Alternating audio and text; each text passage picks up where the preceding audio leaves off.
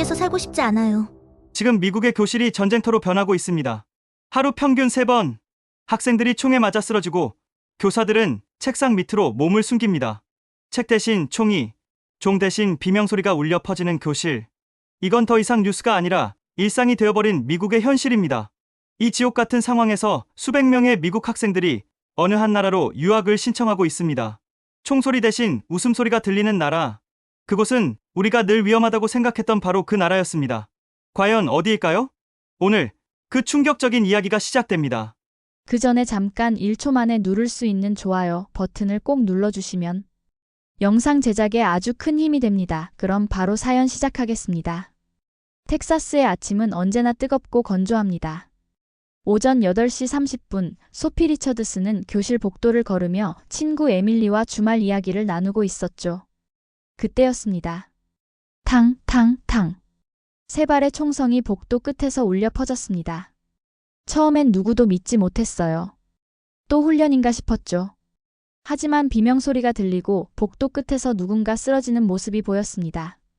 소피의 심장이 미친 듯이 뛰기 시작했어요. 선생님이 소리쳤습니다. 락다운. 지금 당장 교실 안으로. 문이 잠기고 불이 꺼졌습니다. 25명의 학생들이 책상 밑에 웅크리고 앉았어요. 누군가 흐느끼는 소리, 숨을 참는 소리, 멀리서 들리는 사이렌 소리. 소피는 떨리는 손으로 휴대폰을 꺼내 엄마에게 문자를 보냈습니다. 엄마, 학교에 총 쏘는 사람 있어. 나 괜찮아. 사랑해. 30분이 지나고 경찰이 도착했습니다. 복도엔 혈흔이 남아 있었고 에밀리는 더 이상 소피의 문자에 답하지 않았어요. 다음 날 학교는 임시 휴교령이 내려졌습니다. 뉴스는 또다시 미국의 비극이라는 제목을 달았죠. 정치인들은 애도를 표했지만 아무것도 바뀌지 않았습니다. 소피는 에밀리의 빈 책상을 바라보며 처음으로 의문을 품었어요. 이게 정말 우리가 자랑하는 자유인가? 총을 살 자유, 총에 맞을 자유, 친구를 잃을 자유. 이게 정말 자유의 나라가 맞는 걸까요? 일주일 후 학교는 재개되었습니다. 하지만 분위기는 완전히 달라졌어요. 복도엔 경찰이 배치되었고 투명 백팩 착용이 의무화되었습니다. 교장 선생님은 전교생 앞에서 발표했죠. 우리 학교는 올해 국제교류 프로그램에 참여합니다. 이번 수학여행 목적지는 대한민국입니다. 학생들이 술렁이기 시작했습니다. 소피는 옆 친구에게 속삭였어요. 한국? 북한 바로 민 나라잖아. 거긴 더 위험한 거 아냐? 하지만 한 선생님이 조용히 말했습니다. 한국은 밤에도 학생들이 혼자 걸어다니는 나라래요. 총기 사건도 거의 없다고 하더군요. 그 말이 소피의 머릿속에 이상하게 남았습니다. 총기 사건이 없는 나라? 그게 가능한 일인가요? 소피는 창밖을 바라보며 생각했습니다. 에밀리가 그곳에 있었다면 지금도 살아 있었을까? 학교로 돌아온 지 한 달이 지났지만 일상은 회복되지 않았습니다. 매주 화요일 오전엔 총기 대피 훈련이 실시되었어요. 알람이 울리면 학생들은 자동적으로 책상 밑으로 기어들어갔죠. 교실 문엔 락다운 절차라고 적힌 빨간 스티커가 붙어 있었습니다. 소피는 친구에게 말했어요. 우린 수학보다 생존법을 먼저 배우는 것 같아. 맞는 말이었습니다. 미국 학생들에게 학교는 더 이상 안전한 공간이 아니었어요. 부모들은 자녀에게 방탄 백팩을 사주기 시작했고 일부 학교는 교사에게 총기 휴대를 허용하는 법안까지 통과시켰죠. 이게 정상인가요? 아무도 이상하다고 생각하지 않는 것처럼 보였습니다. 어느 날 소피는 도서관에서 한국에 대한 자료를 찾아보기 시작했어요. CNN 뉴스 속 한국은 늘 북한과 미사일, 분단으로만 묘사되었습니다. 긴장이 고조된 나라, 언제 전쟁이 날지 모르는 위험한 곳. 하지만 통계를 찾아보니 이상한 점이 있었어요. 한국의 총기 사망률은 미국의 100분의 1도 안 되었습니다. 범죄율도 현저히 낮았죠. 소피는 고개를 갸우뚱했어요. 이게 맞나? 분단 국가가 우리보다 안전하다고? 그때 담임 선생님이 다가와 말했습니다. 한국 여행 신청했니? 네가 가면 좋을 것 같은데. 넌 질문이 많은 아이니까. 소피는 망설였습니다. 부모님은 반대하실 게 뻔했어요. 하지만 이상하게도 궁금했습니다. 총성 없는 학교가 정말 존재할까? 밤에 혼자 걸을 수 있는 거리가 있을까? 소피는 신청서를 작성했습니다. 며칠 후 합격 통지서가 왔어요. 출발일은 2달 뒤였습니다. 소피는 창밖을 보며 중얼거렸죠. 에밀리, 내가 내 목까지 보고 올게. 비행기에 오르는 순간 소피의 가슴은 두려움과 기대로 뒤섞여 있었습니다. 15시간의 비행 끝에 도착한 곳은 인천국제공항이었어요. 기내 방송이 한국어와 영어로 번갈아 흘러나왔죠. 소피는 창밖을 내다봤습니다. 새벽 6시 하늘은 회색빛이었지만 공항은 이미 환하게 빛나고 있었어요. 입국장에 들어서자 소피는 입을 다물지 못했습니다. 공항 바닥은 거울처럼 깨끗했어요. 쓰레기 하나 보이지 않았죠. 안내 로봇이 영어로 말을 걸어왔습니다. 환영합니다. 어디로 가시나요? 자동 입국 심사대가 줄지어 있었고 화면엔 얼굴 인식 기술이 작동하고 있었어요. 소피는 친구에게 속삭였습니다. 여기 정말 분단국가 맞아? 우리 공항보다 훨씬 미래 같은데? 수화물을 찾는 동안 소피는 주변을 둘러봤어요. 사람들은 질서정연하게 줄을 섰고 아무도 큰 소리로 떠들지 않았습니다. 공항 직원들은 정중하게 인사했죠. 소피는 휴대폰으로 와이파이를 연결했어요. 속도가 너무 빨라서 놀랐습니다. 집에서 쓰던 인터넷보다 3배는 빠른 것 같았죠. 버스를 타고 서울로 향하는 길, 창밖 풍경은 계속해서 소피를 놀라게 만들었습니다. 고층 빌딩들 사이로 깨끗한 도로가 펼쳐져 있었어요. 전광판엔 한글과 영어가 함께 표시되어 있었죠. 지하철역 입구마다 엘리베이터가 설치되어 있었고 보도는 휠체어가 다닐 수 있도록 경사로가 만들어져 있었습니다. 이런 게 진짜 선진국이구나. 소피는 처음으로 자신이 가졌던 편견이 얼마나 잘못된 것이었는지 깨달았습니다. CNN이 보여준 한국과 실제 한국은 완전히 달랐어요. 여기엔 공포가 없었습니다. 여기엔 불안이 없었죠. 소피는 창밖을 보며 생각했습니다. 이곳에서 에밀리는 죽지 않았을 거야. 서울의 첫날 밤이었습니다. 호텔에서 저녁 식사를 마친 후 선생님은 학생들에게 2시간의 자유시간을 주었어요. 소피는 친구 몇 명과 함께 호텔 근처 거리로 나갔습니다. 시계를 보니 밤 10시가 넘어가고 있었어요. 텍사스였다면 절대 밖에 나오지 않았을 시간이었죠. 하지만 서울의 밤거리는 달랐습니다. 거리는 환하게 빛나고 있었어요. 편의점마다 불이 켜져 있었고 카페에선 사람들이 여유롭게 커피를 마시고 있었죠. 무엇보다 놀라운 건 혼자 걷는 여성들이었습니다.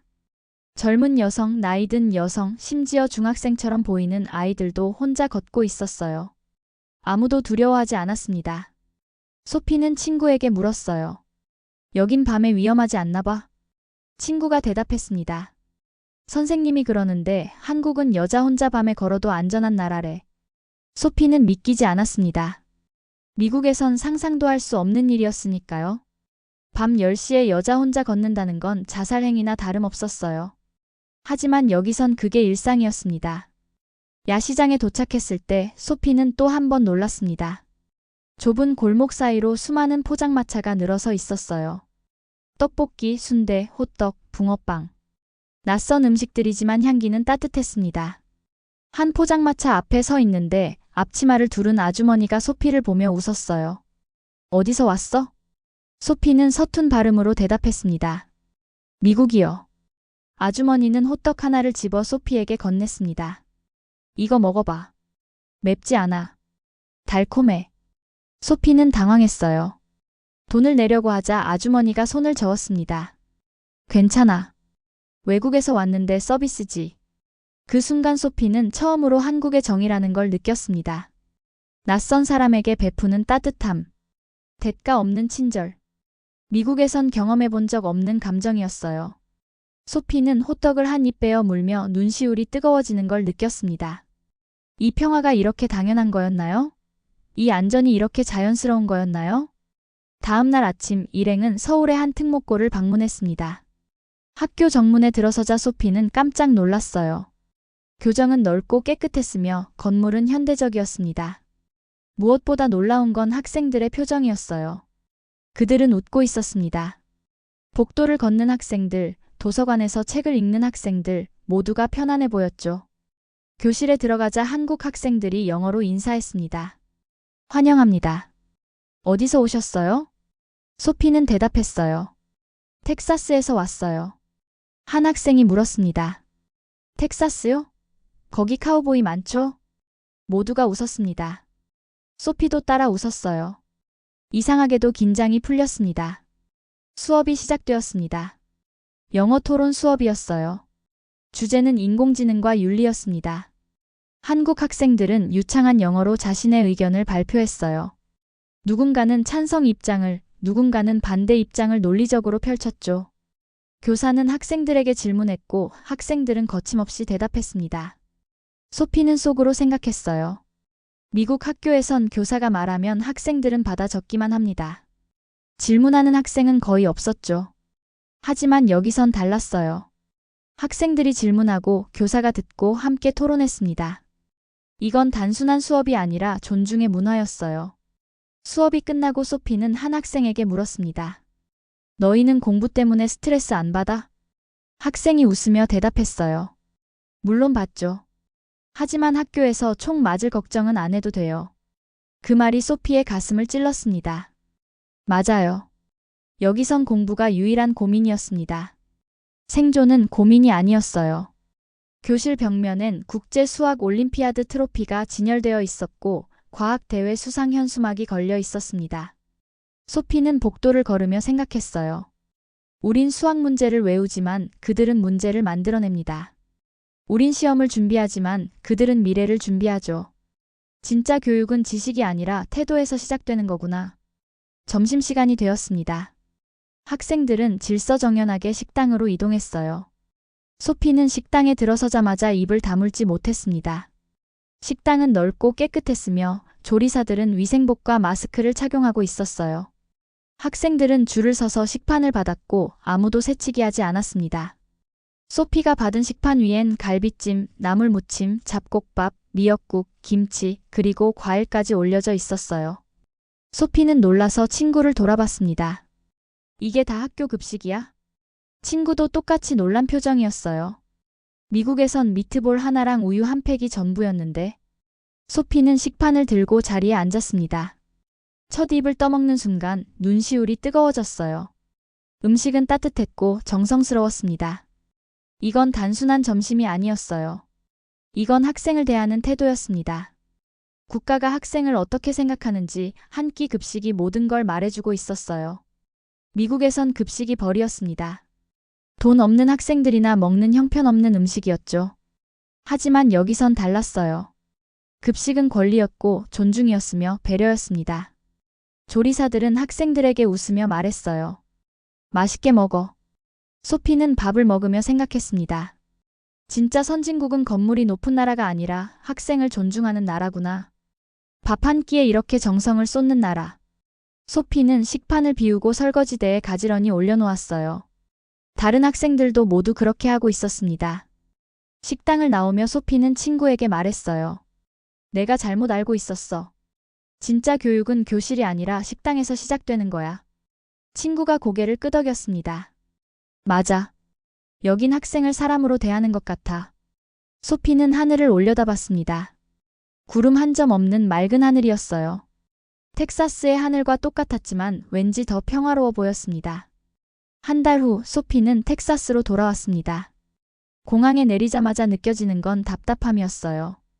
와이파이는 느렸고 사람들은 무뚝뚝했으며 거리는 어딘가 위협적으로 느껴졌습니다. 학교로 돌아온 첫날 소피는 교실에 앉아 있었어요. 오전 10시 익숙한 알람 소리가 울렸습니다. 학생 여러분, 이것은 훈련입니다. 교실 문을 잠그고 책상 밑으로 대피하세요. 학생들은 기계적으로 움직였어요. 불을 끄고 문을 잠그고 책상 밑으로 숨었습니다. 어둠 속에서 소피는 서울의 밤거리를 떠올렸어요. 환한 불빛, 웃는 사람들, 혼자 걷는 여성들. 그곳엔 이런 훈련이 없었습니다. 그곳엔 공포가 없었어요. 훈련이 끝나고 불이 켜졌습니다. 선생님이 말했어요. 다들 잘했어. 하지만 실제 상황에선 더 빨리 움직여야 해. 소피는 손을 들었습니다. 선생님, 왜 우린 공부보다 이런 훈련을 더 자주 하는 건가요? 선생님은 잠시 말이 없었습니다. 그리고 조용히 대답했어요. 소피, 이게 미국이니까. 그날 밤 소피는 부모님과 저녁을 먹으며 말했습니다. 엄마, 아빠. 나 한국에 가서 공부하고 싶어요. 아버지가 포크를 내려놓으며 물었어요. 갑자기 왜? 소피는 대답했습니다. 거기선 총소리가 안 들려요. 밤에 혼자 걸을 수 있어요. 학교 급식은 따뜻하고 선생님은 학생을 존중해요. 진짜 위험한 곳은 여기가 맞아요. 어머니가 걱정스럽게 말했습니다. 하지만 거긴 분단국가잖니? 소피는 고개를 저었어요. 아니에요. 거긴 평화로운 나라예요. 우리보다 훨씬 안전해요. 부모님은 서로를 바라봤습니다. 소피의 눈엔 눈물이 고여 있었어요. 엄마, 에밀리 기억하죠? 에밀리는 한국에 있었으면 안 죽었을 거예요. 그 말이 식탁을 무겁게 짓눌렀습니다. 1년이 흘렀습니다. 소피는 부모님을 설득하는데 6개월이 걸렸어요. 수없이 많은 대화, 눈물, 그리고 자료 조사 끝에 부모님은 동의했습니다. 소피는 한국의 한국제고등학교에 지원했고 합격 통지를 받았어요. 출발일은 2월 첫째 주였습니다. 공항에서 부모님은 소피를 꼭 안아주었어요. 어머니가 울먹이며 말했습니다. 자주 연락해. 아프지 말고. 소피는 고개를 끄덕였습니다. 걱정 마세요. 거긴 안전해요. 비행기에 올랐습니다. 창밖으로 텍사스가 점점 작아지고 있었어요. 소피는 생각했습니다. 이제 시작이구나. 새로운 삶의 시작. 15시간 후 소피는 다시 인천공항에 도착했습니다. 이번엔 놀라지 않았어요. 이미 알고 있었으니까. 이곳이 얼마나 깨끗하고 안전하고 미래지향적인지. 학교 기숙사에 짐을 풀고 소피는 저녁에 혼자 산책을 나갔습니다. 밤 11시였지만 거리는 밝았어요. 편의점 불빛, 카페 불빛, 그리고 사람들의 웃음소리.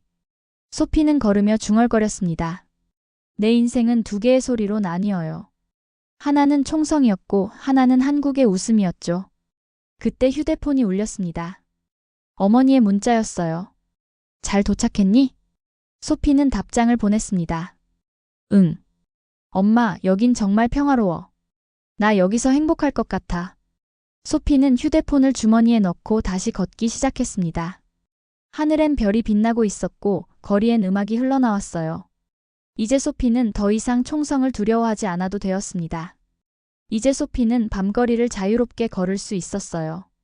이제 소피는 정말로 자유로웠습니다. 생명의 자유, 평화의 자유, 존중받을 자유.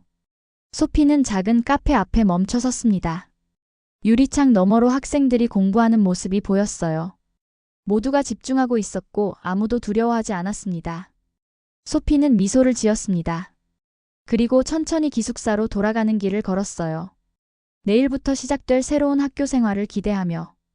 영상 시청해주셔서 감사합니다. 오늘의 감동 듣기 사연 어떠셨나요? 감동적인 이야기가 여러분의 가슴에 와닿기를 바랍니다. 여러분의 뜨거운 의견을 댓글로 남겨주시고 이 영상이 여러분의 가슴을 울렸다면 구독과 좋아요 그리고 공유를 부탁드립니다. 대한민국의 위대한 이야기가 더 많은 사람들에게 전해질 수 있도록 함께 해주세요. 저는 다음에 더 좋은 사연으로 돌아오겠습니다. 감사합니다.